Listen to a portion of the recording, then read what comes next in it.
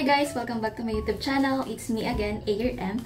And for today's video guys, may isi-share na naman ako sa inyong isang beauty product. And sa mga hindi ko na replyan sa mga comments sa previous videos ko, pasensya na.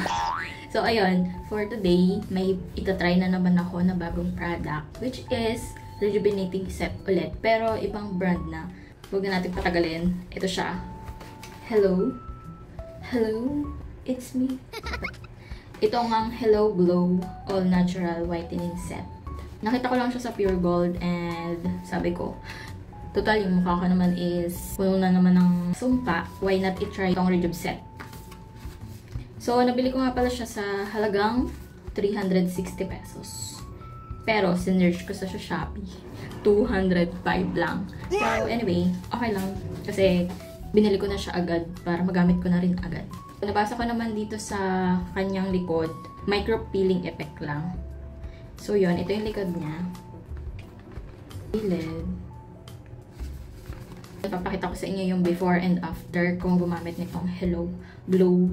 Tuwan ko sa kanya, sabi, all natural whitening set. May ingredients ba dito? Ang nakalagay, papaya fruit, kojic acid, vitamin C, arbutin, glutathione, peony extract.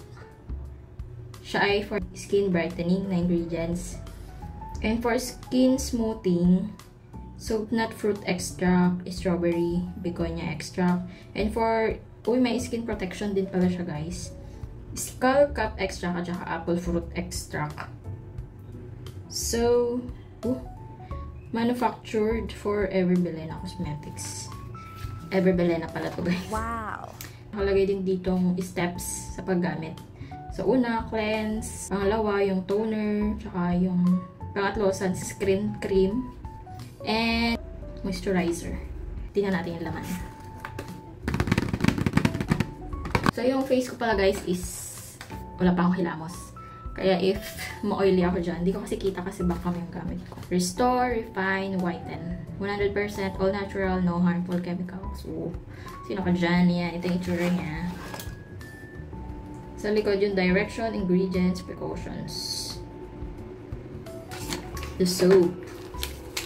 5-in-1 whitening soap. Kaya extra koji. Yun nga yung kanina kong nabasa. Ang cute ng packaging niya guys. Kasi pink. Tsaka parang magandang klase yung plastic. Kasi yung iba nakabalot lang sa yung silag na plastic. Ito ang ganda ng packaging. Sino ka dyan? And for the third, sunscreen cream na mamangala ko. Yun, yan ang ganyan itsura niya. And mamaya natin buksan. This is the whitening cream. Restore, protect, whiten. Dito naman sa whitening cream, restore, moisture, and whiten. Tama-tama, di pa ako naghihilamos. Gagamitin natin siya later. Pero buksan muna natin. For the sunscreen cream.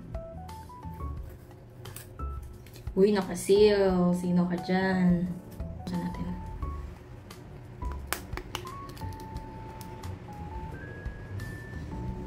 Mild lang yung amoy niya. Mild lang. Wala ko masyadong amoy. Night cream. Nakaseal din. O ha?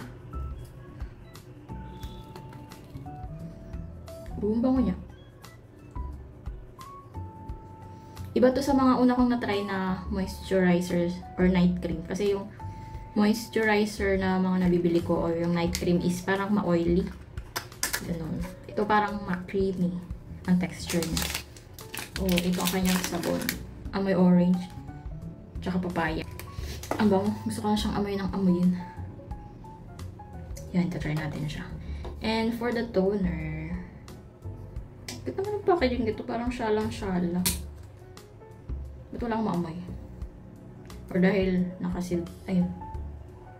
Wala din siyang amoy. I-skin test ko muna siya guys. Kasi mahirap na. Baka mamaya. Allergy pala. Ang dami ko supa. Tsaka dito sa may noo. Tsaka dito sa baba.